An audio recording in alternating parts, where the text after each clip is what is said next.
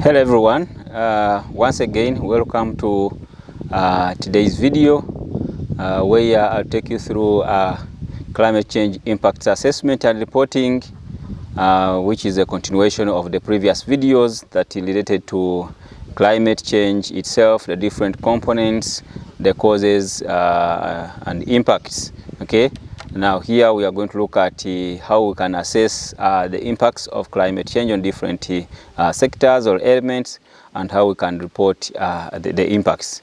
My name once again is John Sekajugo. I'm a lecturer at Mountains of the Moon University in the Faculty of Agriculture and Environmental Sciences in the Department of Environment, Natural Resources and Tourism. So today we are looking at impacts assessment and reporting.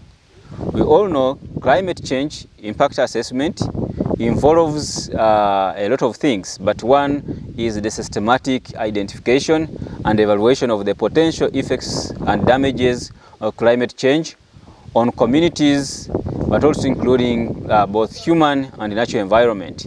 So the impacts can be, like we said earlier, it can be on a community, at that community level, a village level, or on different individuals and people within the community. But also it can be on the natural environment. It can be on the vegetation, it can be on the landscapes, the riverbanks being destroyed. It can be on different sectors, on different companies, infrastructure, and many others.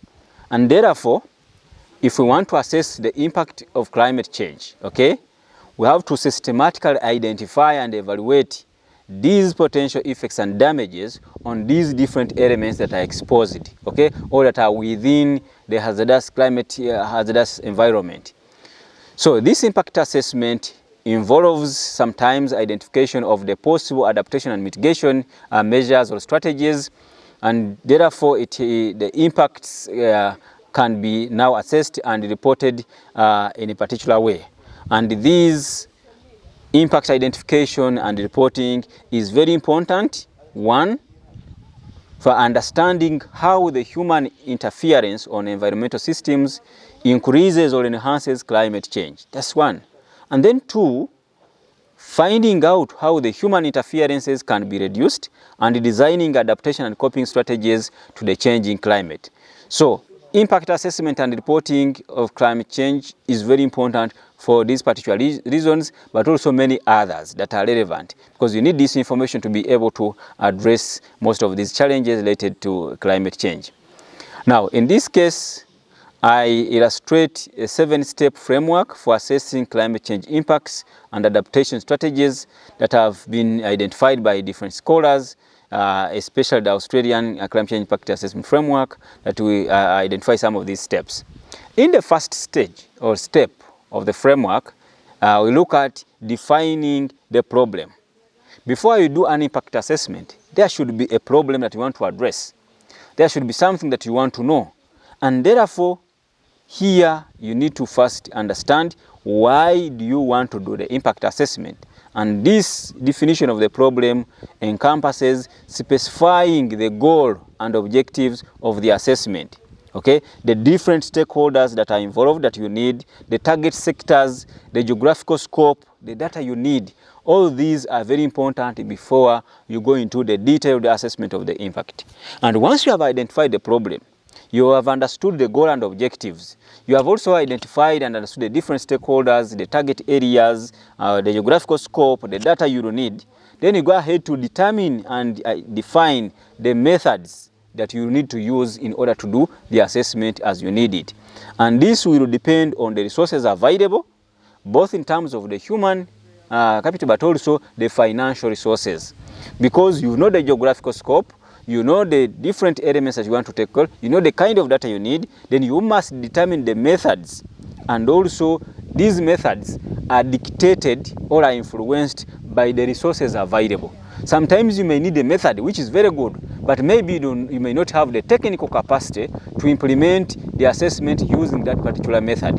Okay, you may want to use certain methods, but maybe it's very expensive. You don't have the financial resources to purchase or to acquire a particular equipment. Therefore, the choice of method should be dependent upon the resources available, both in terms of human capacity, but also the financial capacity. Now, you will find the problem, you know it. you've defined the methods you are going to use. The next thing is therefore to determine and define the methodology, the model, the validation, the sensitivity testing, the uncertainties, how you are going to analyze all these. Okay, you will get the data, but then how are you going to analyze the data? Okay, how are you going to validate the kind of data you get? What are the uncertainties that may be involved in the analysis? You need to understand these before, as you plan and go through the step of climate change impact assessment. Now, you've got this, you've understood, you know how you're going to analyze the data, you know the level of uncertainties. Then you move to the next step, which is now scenario development, which takes into account the likely conditions both in case of climate change and without. So you have that, you develop the scenarios, because sometimes it is involving predicting the impact. You need to understand the present and the likely future impact, and therefore you must develop scenarios. Assuming the climate changes like this, assuming the temperature increases by 1.5 degrees centigrade, what are the likely impacts? Assuming it does not change, what is the likely impact and what will be the situation? Assuming it increases by 2, assuming it increases by 5, what will happen? So you need to develop scenarios, and based on those scenarios, be able to do the assessment. Now you have the scenarios, you have the methodology, you have defined the objectives, you know everything. Then you go into the assessment of the potential impacts themselves. You identify the likely impacts on the different sectors and systems, okay, both socio-economical, both environmental and political. So you identify these different impacts that the climate change is likely to impose on the different societal and the natural systems.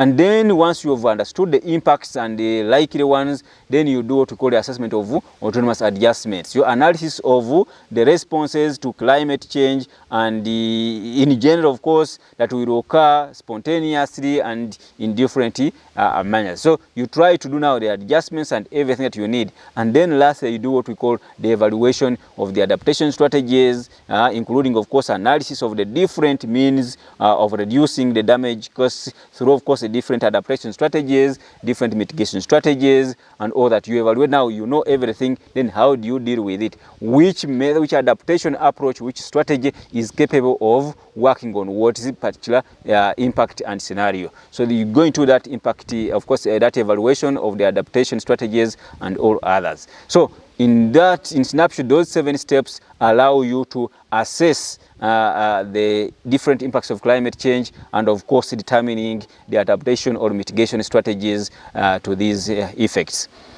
Of course, there are different impact approaches to impact assessment, and here I'm talking about could include the integrated climate change impact assessment, which is a holistic approach that looks at all the various sectors that form component parts of the whole system. Okay, and it looks all the important elements in the integrated impact assessment, of course, including the different stakeholders, including the different sectors. You don't look at one sector in isolation, because, for example, if a flood happens and it destroys a bridge, okay, this blockage of the road connection will affect access to health centers, will affect transfer of goods to the trading centers. Those who are operating in daily markets will be blocked off, they will no longer be accessing, and therefore it's not only the bridge that is affected, but also the economic sector, the income levels of people. Probably it might affect school-going children from reaching the schools, and therefore you need to look at all those components and sectors that are likely to be affected.